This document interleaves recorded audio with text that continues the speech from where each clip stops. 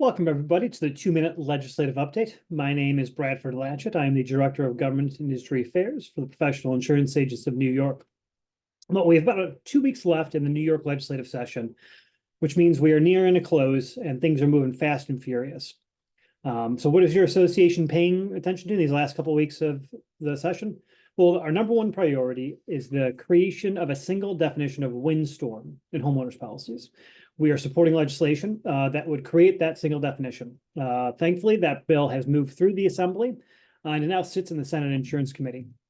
We've added a number of co-sponsors to the Senate bill and are hoping that that is going to get it through the finish line in the waning days of session. In addition to that windstorm bill, we're paying close attention to changes to supplemental spousal liability.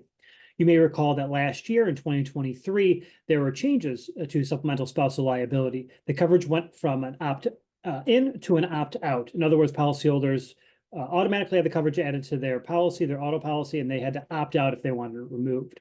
That created a lot of confusion among policyholders and agents alike, especially those who did not have a spouse.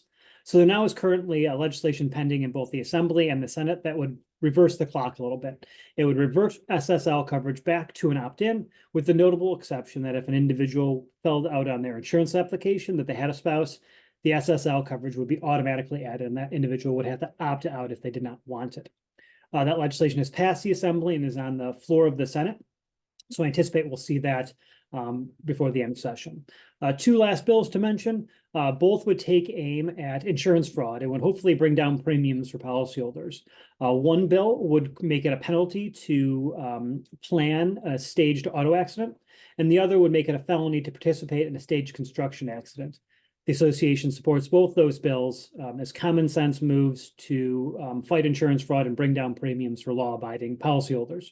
So we're hopeful to see those two both move through the Senate session. Those are both currently in the insurance committees in the Assembly and Senate, respectively. So there you have it. Again, we've got a couple more weeks in the session, so we're going to see a lot of things moving. So stay tuned for more news from the association during this end of session. Thank you.